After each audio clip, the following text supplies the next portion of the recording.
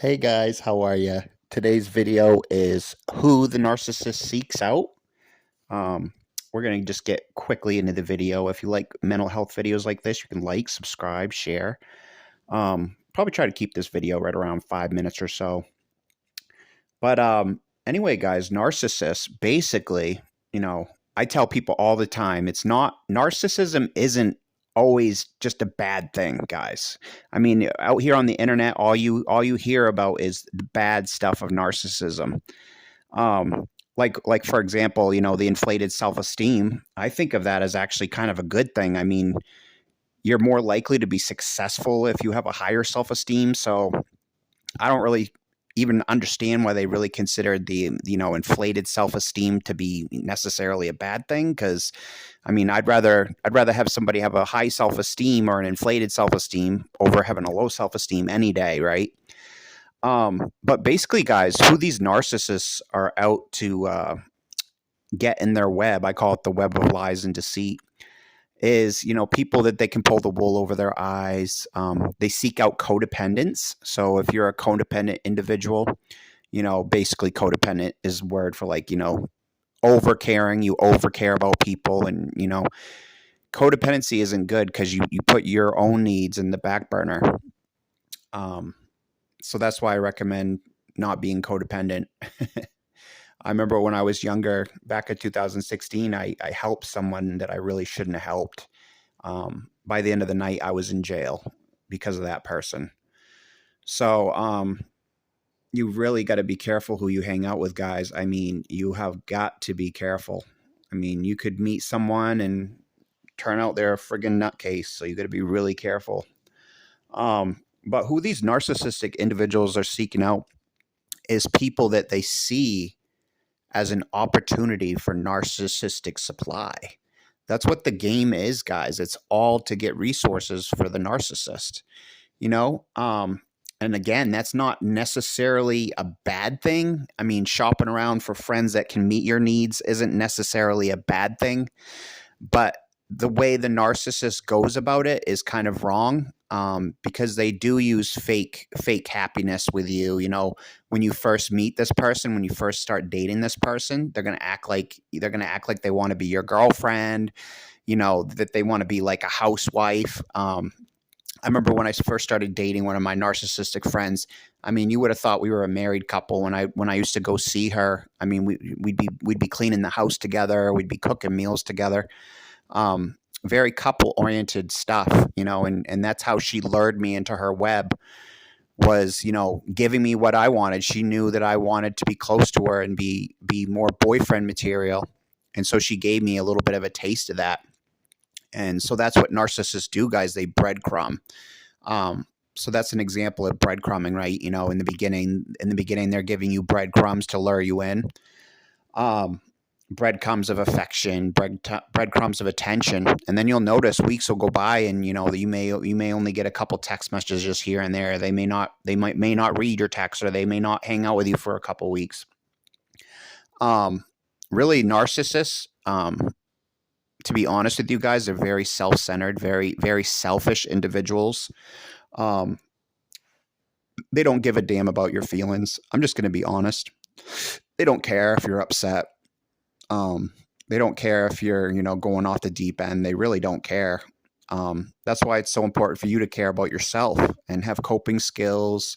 For me, like I like karaoke this week. I've been doing karaoke. That's a coping skill, right? Because one thing you guys didn't know is I lost my job this week. So I've been without a job. So I've just been doing extra videos, extra karaoke videos, extra mental health videos, trying to get my channel up to 1,000 subscribers so I can monetize my ads, make a couple of dollars off this channel. That's my goal anyway. But whenever you think of a narcissist, guys, I want you to think of the narc supply, because the narc supply is the main feature. The narc supply is what they're after. So if you've got a nice, let's say they're homeless, they're sleeping in their vehicle or something, they know you have a nice place, they're going to hit you up for that narc supply of an apartment. Or let's say they lost their license, they're going to be hitting friends up to manipulate for rides. That's what narcissists do, guys. They basically just use you to meet their own needs. I mean, I was involved with narcissists that would come into my life a couple weeks at a time and then just ghost me for literally 2 years, guys. That's what they do. They come into your life and they use you. They basically just use you, and then they dip out. As soon as they're not getting what they want, they leave. Oftentimes, these women that you'll date, these women, the sex will be an absolute nightmare. Either they won't have sex with you. Like, for example, this was the case with the last girl I dated. She refused to have sex with me. Even though I'm actually amazing in bed, she'd laugh. I'm actually amazing in bed. But she wanted to put me in a friend zone. I don't know if it's because she's attracted to a certain individual. Like some women like to date black guys. Some women like to date white guys. Some women like to date Mexican guys. Some people like to date Chinese people. So that could be as simple as it is, guys. I mean, you just might not be their type. That's why it's so important to not take things personally. Like to this day, I'm actually still this person's friend, but I know she's a narcissist, so I tread lightly. And she's always hit me up for rides, guys. That's how you know you're dealing with a narcissist, because they're trying to get those needs met, at your expense. But they don't give anything back really per se. Like for example, this particular narcissistic friend I have, she's come to my house, I think twice in the last year. And then when I was living in my apartment, she stopped by like literally once or twice. That's a perfect example of breadcrumbing, guys. Do you see how she's breadcrumbing me and, giving me that glimmer of hope? When in all reality, all we turned into is, just friends. I mean, she rarely ever contacts me. I think she's dating other individuals at this time. So I've just been giving her space to do that. But I definitely think she's on the narcissistic spectrum. I'd kind of joke with her about it if I saw her in person. I'd be like, "Hey, are you a narcissist?" Kind of joke around with her, right? But so that's anytime you think of, who does a narcissist seek out? They seek out people that can meet their needs, the codependents, people that are going to be caring, super caring about them. That's who they want in their life, because they do want access to your resources. They want access to your money. They want access to your housing. They want access to your vehicle. They want access to anything else you have that's going to benefit their life. And the sad part is often they don't give virtually very little back. You may get one visit a week. You may get one visit a month. That's breadcrumbing, guys. They're breadcrumbing you. It's okay to cut these people off. Like, for example, this particular girl I graduated high school with, that's why I've kind of always just been her friend regardless. I kind of treat her with unconditional love as a friend, because her last relationship was super traumatic. You know what I mean? Her ex-boyfriend was physically violent to her. I think he actually pulled a knife on her, like held it to her throat. That's why I cut this person slack, because I know she's hurting. I know that she's averse to relationships right now, because of the PTSD. It's as simple as that, guys. That's why you got to not take it personally when these women reject you, when these women push you away, because in all actuality, it probably has nothing to do with you as a person. It's probably more likely that they're just having that anxiety and PTSD symptoms, which is causing them to want to push you away. Narcissistic females actually have a core of a low self-esteem. And so that's why they're so suspicious of you when you say that you want to love them, that you want to be with them, because really all they've ever known of their upbringing was abuse. I mean, these narcissistic individuals were victims of child abuse, victims of sexual abuse, victims of parents that neglected them, victims of parents that were physically abusive, emotionally abusive. And so these narcissistic individuals, they started to see love as a bad thing. Dad said he loved me and he left state, when I was 10 years old and never came back. So they start equating love with a fear response, with a PTSD response. And that's why they start pushing you away.